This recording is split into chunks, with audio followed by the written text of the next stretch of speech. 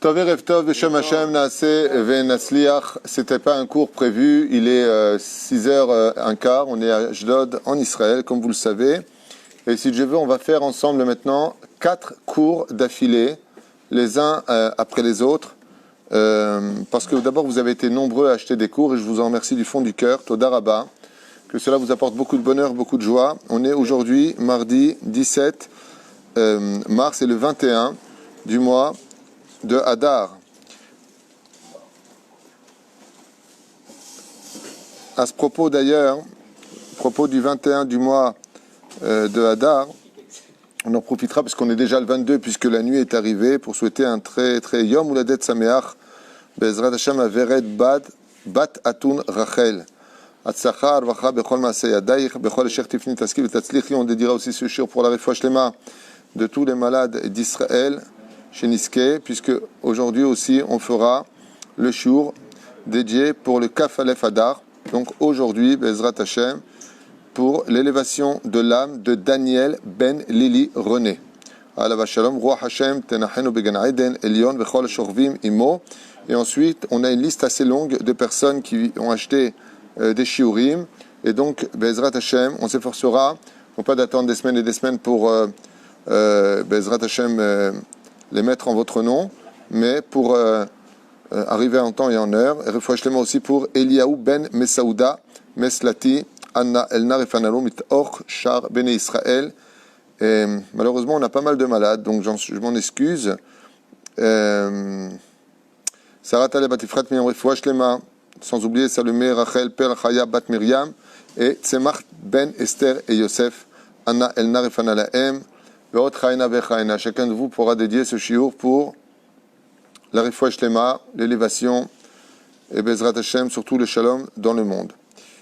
On va étudier ensemble, alors je vous explique un petit peu ce qui se passe ce soir, c'est un peu spécial, puisque je vais partir avec vous, on le Bet Midrash, sur Arba Shiurim, sur 4 cours qui vont être à chaque fois dédiés pour des personnes différentes. Donc à peu près entre 25 minutes et une demi-heure, nous arrêtons et nous recommençons un shiur. Alors il est fort probable que je passe d'un shiur à un autre shiur. Pour ceux qui sont intéressés, vous pouvez poser aussi vos questions en direct. J'ai demandé aux amis derrière la caméra de me tenir informé de vos questions pour ne pas que vous partiez dans cette situation de poser des questions et ne pas avoir de réponse. C'est ça ? Alors, on est avec le Likutei Etzot et Sefer Amidot de Rabbeinu, où justement j'ai voulu relever un point important sur ce que l'on est en train de vivre, puisque vous venez de l'entendre, aujourd'hui le ministère de l'Intérieur a demandé carrément la doute de tout le peuple d'Israël sur le territoire d'Israël. Chacun reste chez soi et ne sort plus que pour des raisons extrêmement valables, chercher à manger, aller chez le médecin et zéouzer. Même les promenades maintenant nous sont très restreintes. Il n'y a pas besoin de sortir si ce n'est pas pour des raisons urgentes. Voilà ce qui vient d'être annoncé. Et on est face un petit peu aussi à une situation compliquée. Pourquoi ?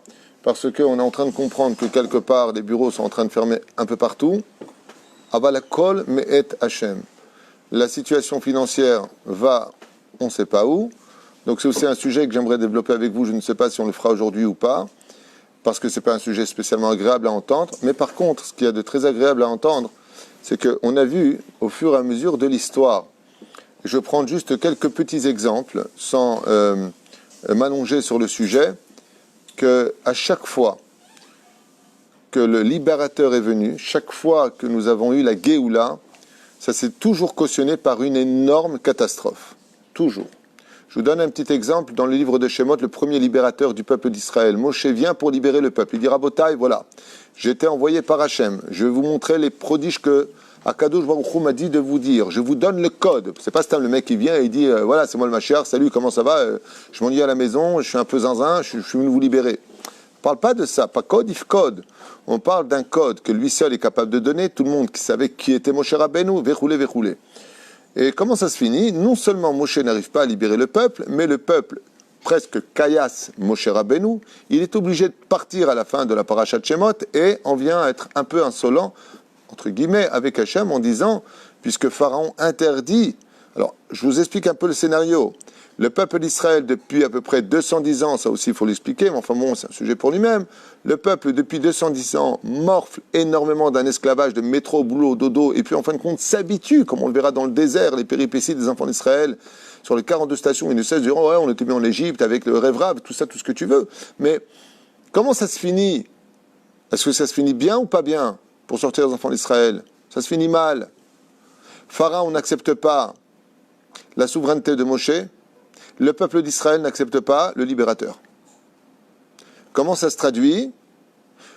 Avant, vous fournissez de la paille. Allusion à la parnassa. Maintenant, même la paille, comme une personne qui perd de l'argent, quand il dit, je suis sûr, la paille. C'est pas minastam que les sujets sont stam pris, c'est le cas de le dire. Être sur la paille. Comment ça finit pour la première libération de l'histoire du peuple d'Israël? Il n'y a pas de paille. Regardez bien le texte de la Torah. Vous ne leur donnerez plus de paille. Moshe Rabbeinu alav shalom, il vient voir Hachem, il lui dit, Lama are otala hamazeh. Arrête, tu m'as envoyé pour les libérer. Pourquoi ça se passe comme ça? Réponse, parce qu'ils ne t'attendent pas. Réponse, parce qu'il en manque encore un petit tikkun. Donc on voit que dans cette première libération, comment ça se passe bien ou pas bien, ça plonge les enfants d'Israël dans un désespoir incroyable, alors que le mec il a été envoyé pour sauver. Le Mashiach il est là. Il vient pour te sauver. Comment ça se passe? Le Mekablimoto. On ne le reçoit pas. On ne le reçoit pas. Comment ça finit à la fin des 10 plaies? C'est quoi la dernière des plaies? Je sais pas, je pose des questions simples. Vous êtes en train de me regarder si là on est en train de buzzer. Non, Makat Bechorot. Et en quoi consiste à Makat Bechorot? Oui, tuer les premiers-nés, bonne réponse. Mais pour nous les enfants d'Israël, je parle pour nous. Bon, on n'a pas le temps. Id des doutes. Rentrez dans vos maisons. Celui qui sort, il meurt. Vous n'êtes pas au courant, on n'a pas vu le film. C'est bizarre que dans les 10 plaies, je ne parlais pas pour Makat Bechorot, Goufa. Je ne parle pas pour les Égyptiens. Je parle pour ceux qui étaient les enfants d'Israël concernés par la Géoula finale. Si vous observez bien qu'est-ce qui s'est passé là-bas, eh bien, Akadosh Baruch Hu nous dit, rentrez dans vos maisons. L'histoire se répète. C'est là. Vous pouvez vérifier dans les textes de la Torah, vous pouvez le voir en anglais, en français, en arabe, en chinois, en ce que vous voulez. Vous constaterez que là-bas, Boréolam, qu'est-ce qu'il dit aux enfants d'Israël? Voilà, je vais amener quoi? Magif, bizarrement, qui l'emmène? L'ange de la mort, qui passera au-dessus des maisons, oui. Surtout ne regardez pas à l'extérieur, vous restez chez vous, vezéouzé, et ainsi donc vous serez sauvés. Juste, faites attention de mettre le sang sur les frontaux des maisons, qu'on appelle les mezuzot, que vos mezuzot soient vraiment cachères. Et c'est quoi les mezuzot? Qu'est-ce qui a marqué dedans? Comme on l'a déjà dit et redit, Shema Israël Hashem Elokeinu Hashem Echad, Ve'avta Ve'aya. Melech HaMashiach avait dit une fois, il y a très longtemps de cela, au Rav Ovadia Yosef, Zecher Tzadik Vekadosh Livracha, qu'une des raisons essentielles pour laquelle il ne pouvait pas se dévoiler, c'est parce qu'on n'avait pas encore appris le Kirat Shema, plus d'1 million d'enfants juifs dans le monde. Bizarre qu'une fois de plus, comme ça a commencé, ça finit. Qu'est-ce qu'il y avait là-bas pour marquer du Nagif, c'est-à-dire pour nous protéger de l'épidémie, qu'il fallait mettre les mezuzot, qui ne avait pas les mezuzot à l'époque, on a mis le sang de l'agneau pascal. Ouais, comme ça. Aval ayom, dans le Tachles des choses, les Yehudim tzrichim lagid Shema Israël le matin et le soir. Et surtout avant de dormir. Ça, c'est la première Géoula. Kovtsim, prenons une autre Géoula. Comment ça se passe? On avance dans le temps, sinon on peut faire toutes les Géoulas si vous voulez. Okay? Mais comment ça se passe à l'époque de Purim? Ça se passe bien ou ça se passe mal? Ça se passe extrêmement mal. Aman a presque réussi son plan. Vient Esther, Amalka, allez à Shalom, cette déquête. Mordechai est Yehudi, chez Yehudi, Mitnaek Kemo Yehudi, il se comporte comme un juif. Et en dernier espoir, alors que tous les enfants, en train d'hurler. Makoré, on est sauvé. Il nous a fallu arriver au fond du puits pour réaliser qu'il fallait changer. Bnei Israël, ils ont jeûné 3 jours, alors on a été digne. On a déchiré le ciel par notre conduite, la Shoah. Est-ce qu'il y a eu un moment plus terrible que la Shoah? Apparemment, dans les Midrashim, oui. Midrash Echa dit que oui, il y a eu plus terrible que la Shoah, contre toute attente. Quand on lit les Midrashim, On arrive à des mères qui mangeaient le corps de leurs enfants.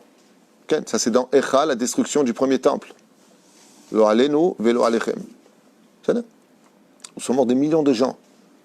La prise de Bétar, on dit 30, 40 millions de morts.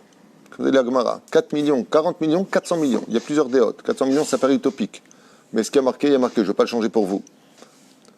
Et après, qu'est-ce qu'on a eu? On est monté en Israël, on a eu Midinat Israël, Baruch Hashem, on est revenu sur la terre d'Eretz Israël. Et là, une fois de plus, on arrive vers la Géoula, et d'un coup, l'histoire se répète. Tout est en train, l'impression que tout nous échappe, ce que j'entends le plus, mais qu'est-ce qu'on va devenir? Al tidag, amaradag, akol beseder. Akol tov. C'est pas facile, c'est pas évident, mais on va tous y arriver. Comme les saumons qui remontent le fleuve à l'envers pour faire teshuva. On a vu que là-bas, il y a eu quoi? L'Aïd Bodedut. Alors, je vous pose une question. L'Aïd Bodedut, c'est-à-dire l'isolement. En général, cette phrase, quand on dit, par exemple, bon, stop, vous savez quoi, ça suffit, chacun chez soi. En général, quand je dis ça, ça exprime quoi de mes sentiments, d'après vous? Un rejet. Ça veut dire quoi, un rejet? Expliquez plus clairement. D'après toi, quand une personne, un père, par exemple, il a ses enfants, et il dit, allez, m'aspique, que chacun rentre chez soi. Et réfléchissent. Remise en question. Remise en question. Et aussi, qalaqt. Il y en a marre. Vous m'avez saoulé, vous ne voulez pas comprendre, chacun chez soi. D'accord? C'est kacha ou non? Kacha.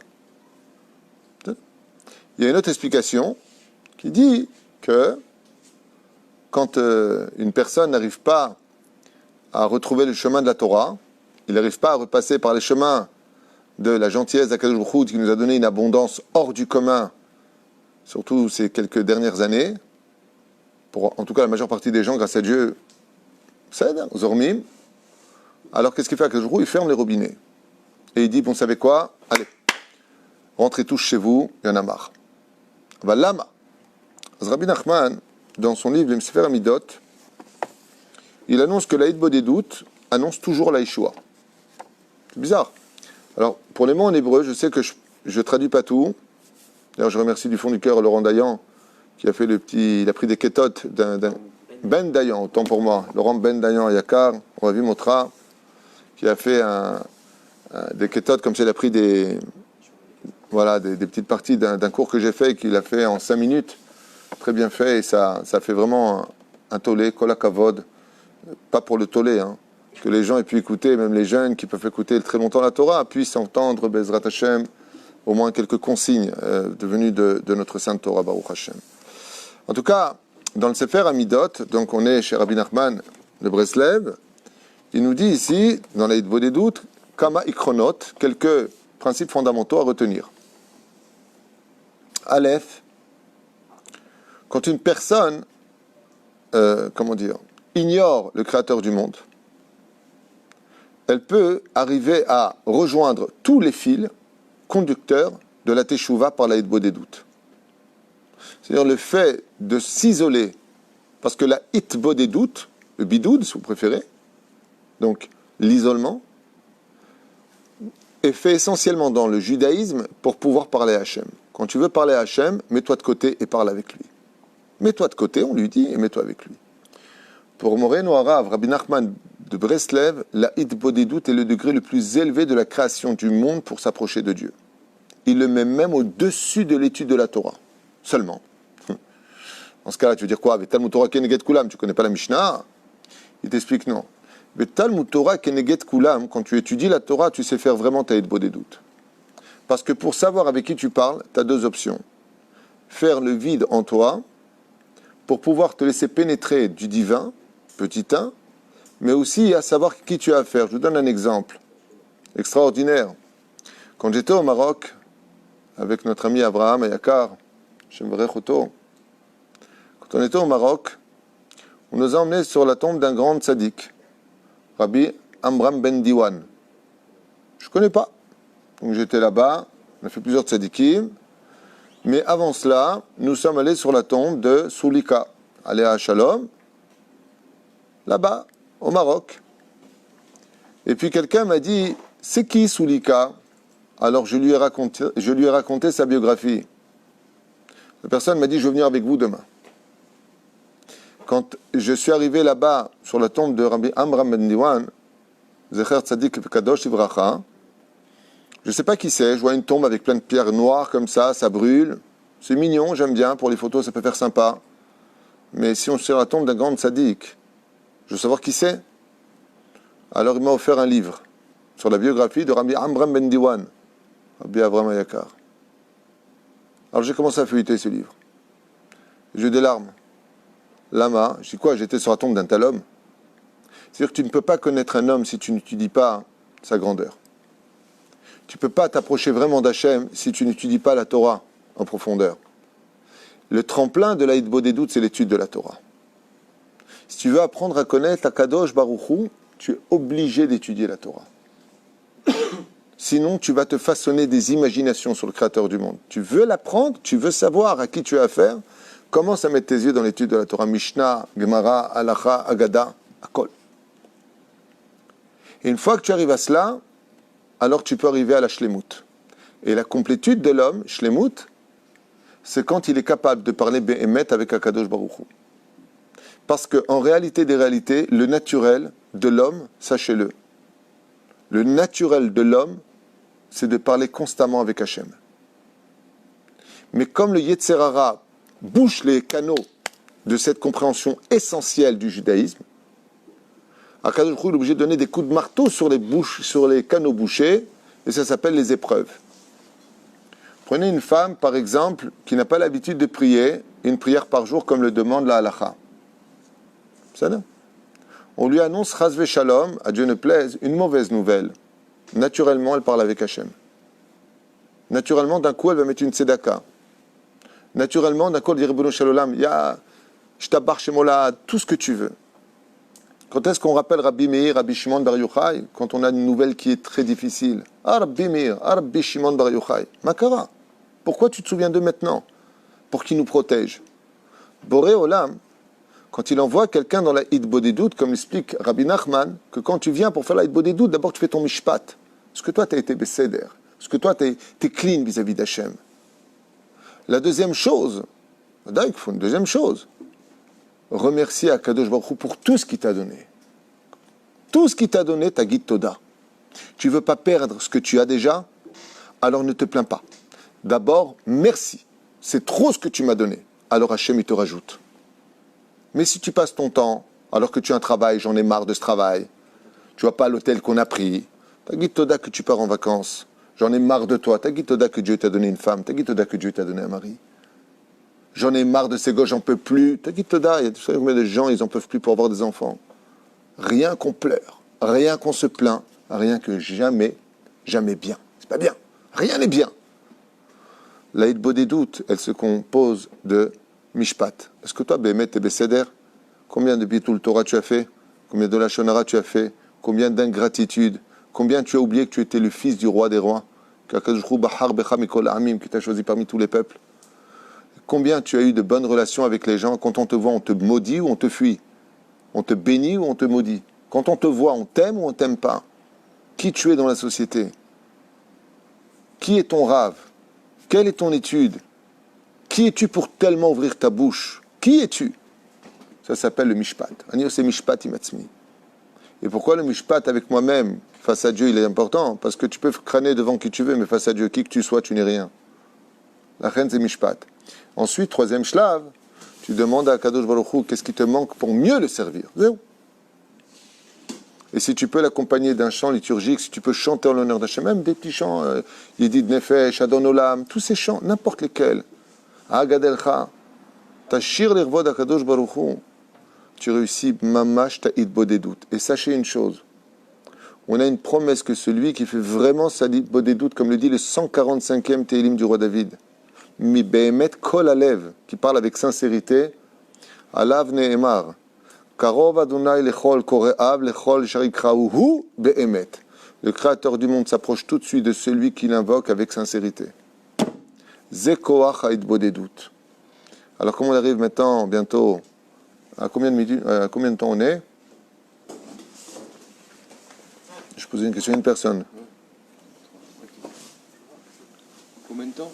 Okay, top. C'était juste une question. Ça, après, on dirait que j'ai posé quels étaient les numéros du loto. Mi, c'est bien, c'est que dire qu'on ne voit pas le temps passer, c'est bien. Mi chez mitboded et atzmo, mi chez mitboded et atzmo, ou bodel et atzmo b'bnei adam, mizakekim alav milema'ala. Celui, qu'est-ce qui se passe? Je vous ai posé une question, je peux vous parler de la réponse. Justement, parce qu'on voit pas le. Ah, il n'y a pas, ok. On voit pas. Top, l'homme est alors j'ai fini ici, Rabbi Nachman, et puis on arrêtera le shiur, Bezrat Hashem, pour le premier shiur. Mi shemid boded, celui qui se met en isolation, est atzmo lui-même. 20 minutes. Ah, c'est bien ce que j'avais pensé. Dans ma tête, j'étais à 20 minutes. Je voulais juste finir en 5 minutes ici pour faire 25 minutes de shiur, chez Mechoubad, et ensuite on éteint et on recontinue à notre shiur. Donc ceux qui sont intéressés par les shiurim, ne quittez pas, ne fermez pas. Je reviens avec un autre shiur derrière, juste qu'on puisse avancer les athlètes avec l'aide d'Hachem. Donc on va s'arrêter 5 minutes et relancer la machine. Omer, celui qui est capable de faire Saïd Bo des doutes, écoutez bien le salaire extraordinaire qu'Akadosh Baruch Hu nous donne, et Tatzmo Mibne Adam, Mizdakekin alav milema'ala. On aura besoin de lui dans le ciel. C'est-à-dire qu'il est une des clés et une des solutions dans le monde d'en haut pour le monde d'en bas. Donc grâce à la Hidbo des doutes, le monde y tient. Intéressant, première explication, Aleph de Rabben ou Arav. Bête, à l'aider Hidbo des doutes, mafne libo levatala balekas. Il nous met en garde, par contre, de l'autre Hidbo des doutes, et c'est celle que l'on vit un peu dans les maisons. Les gens sont nerveux. Celui qui est midbodet, celui qui vit seul, parce que vous savez que de l'autre côté, il y a une différence entre la Hidbo des doutes de celui qui va s'isoler pour parler à Dieu, le temps d'une heure, 1h15, parler à Kadosh Baruch Hu, même un quart d'heure, même 5 minutes, même 1 minute par jour. Et celui qui vit seul, ou celui qui est maintenant enfermé dans une maison. Parce que comprenez bien que toutes les mitzvot de la Torah, plus elles sont grandes, plus Yetzer Hara grandit à côté. Ce qui fait qu'une personne maintenant qui est chez lui, qui est obligée de rester chez lui, par rapport à la situation du coronavirus. D'accord?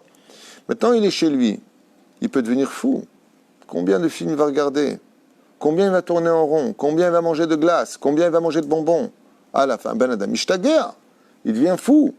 Et c'est ce qu'il dit, il dit attention, l'Aïdbo des doutes, c'est ce qui t'emmène vers la plénitude la plus grande.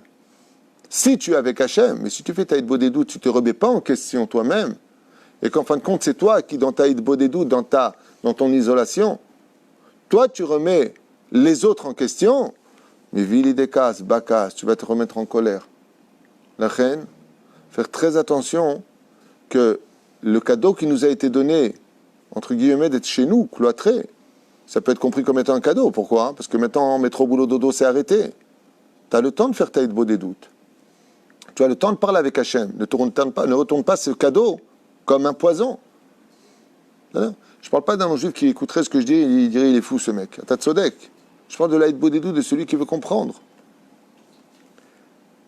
Otpam, Halek Sheni, Omer Rabbi Nachman, Asicha.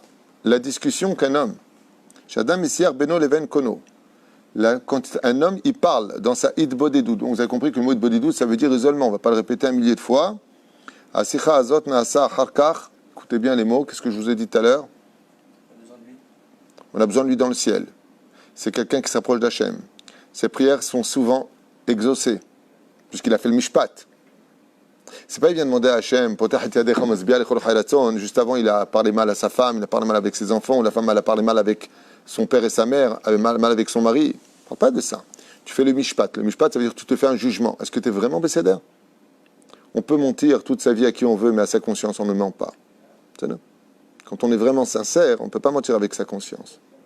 Mais la reine, tu t'es fait le mishpat. N'oublie pas ce détail-là. Tu ne peux pas parler à Hachem tant que tu n'es pas fait le mishpat. C'est pour ça qu'avant que Dieu nous prenne dans les bras et nous libère, Sukkot, on a fait Rosh Hashanah et Kippour. Il y a eu d'abord le Mishpat, ensuite on a regretté, et ensuite il nous a pris dans les bras de la Souka. Il y a un Seder. Pas tu fais du mal aux gens, pas tu te comportes comme une poubelle, pas ta bouche ressemble à une ordure, pas tout ça. Après tu parles à Hachem. Le mec il dit ouais, je vais essayer d'être beau des doutes, tu te joues pas. Je ne supporte pas ce genre de personnage. Fais ce qu'on te demande. C'est comme le mec qui veut démarrer la voiture, il met la clé où? Là où on met les vichérim, là où on met les essuie-glaces. C'est pas là-bas que ça se met la clé, c'est là-bas. Tu fais pas ce qu'il faut, tu fais pas comme on te le demande, ça va pas marcher ton truc. Omer Rabbi Nachman Rabotai Bezani Misayem. Avec ça je finis. Davar nizfla v'nizgav. Asicha shadam siar beno leven kono. Quand une personne a vraiment fait etev saïd bodedut comme il le fallait, Asicha azot nesa acharkar geoula vishua pour lui et pour ses enfants. Je ne sais pas si vous avez compris. Bonne année. On va mettre le téléphone.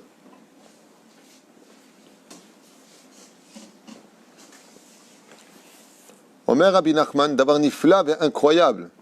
Il dit quand on est capable de l'idboded, de se mettre de côté, de parler avec Akadosh Baruch Hu, oui, qu'est-ce qui ressortira de ça, de cette angoisse d'être enfermé à la maison, de ne pas pouvoir sortir?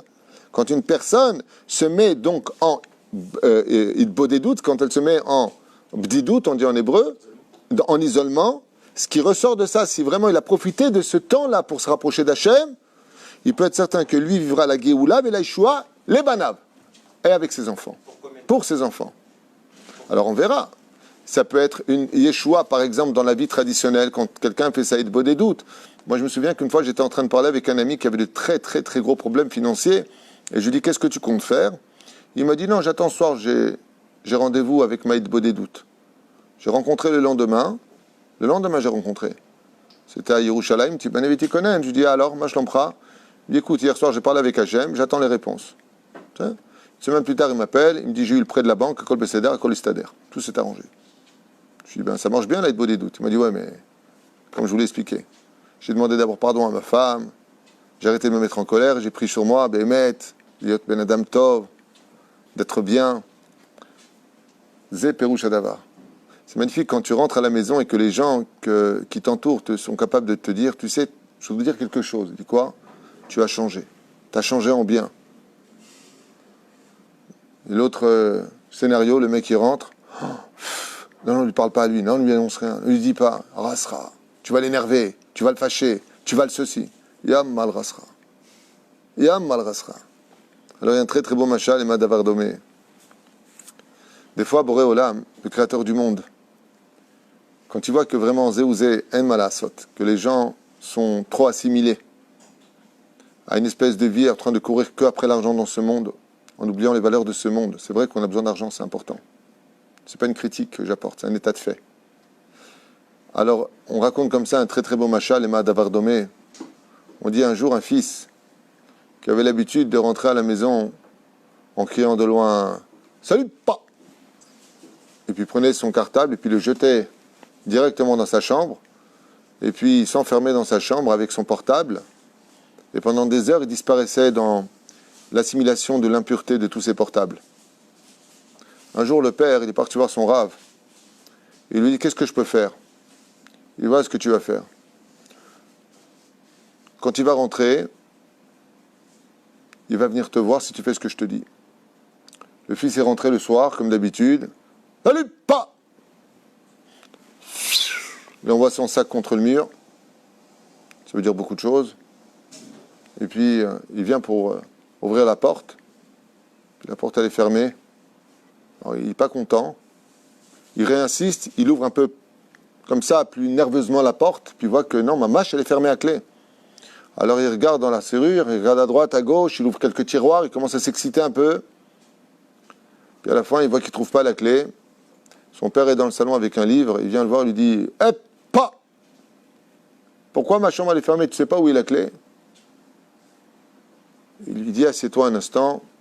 Il s'assoit, il lui dit, qu'est-ce que tu as besoin? Il dit, bah, j'ai besoin de rien, je veux juste rentrer dans ma chambre. Et il dit, qu'est-ce que tu fais dans ta chambre? Il dit, ben, rien, papa, j'ai mon portable, et puis voilà, quoi, je regarde un James Bond, je regarde un ci, je regarde un ça, j'écoute de la musique, voice, noise. Ce qu'il regarde. Ça, c'est dans le meilleur des cas. Il lui dit, qu'est-ce que ça t'apporte dans la vie? Il dit, ben, rien de spécial, papa, tu sais, voilà, bon, ben, je rentre, tu sais, après l'école, j'aime bien. Il dit, tu sais que j'adore ta voix, parce que jusqu'à maintenant, j'entendais « Eh, pas !» Ça fait plaisir de te parler. Et tu as appris quelque chose d'intelligent, d'intéressant, qui t'a apporté quelque chose. Un jour, tu t'es déjà servi de ce que tu as vu dans la vie. « Ouais, j'ai vu un truc sur les animaux, c'est vachement intéressant. Comment ils vivent chacun dans leur territoire, comment ça se passe. Ouais, c'est intéressant, on découvre le monde, hein, papa. » À ce moment-là, le père, il est rempli d'émotion d'entendre son fils qui enfin lui parle. Il lui sort la clé de sa poche, il lui donne. Alors le fils, il devient fou, il dit « Papa, Mata aussi. Pourquoi tu fais ça? Quoi, t'avais ma clé depuis tout à l'heure? Et à ce moment-là, le père, il prend son fils et il lui dit, tu peux pas savoir combien ça m'a fait du bien d'entendre ta voix. Enfin, tu as pris le temps de t'asseoir, de m'expliquer où est-ce que tu en es dans ta vie, qu'est-ce que ça t'a apporté, comment ça va à l'école, qui sont tes copains, ça me touche. Des fois, Kadosh Baruch Hu, il ferme la porte et il nous attend. Alors quand tout se bloque, nous, qu'est-ce qu'on fait maintenant? Le travail s'est arrêté, on ne peut plus se voir, on peut voir papy et mamie. Ma Corée, il ne reste plus qu'une personne à aller voir. Avinu Sheba Shamayim. C'est Nikra et Bodedut. Car on verra Kadosh Baruch Hu. Shavani Soger Akol. Et qu'est-ce qu'on ressort de cela? Quelque chose de niflar à Botaï. Jusqu'à aujourd'hui, de façon inconsciente, on sait que tout vient d'Hachem. De façon consciente, c'est moi.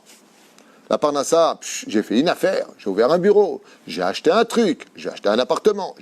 Hop, hop, hop, hop, hop.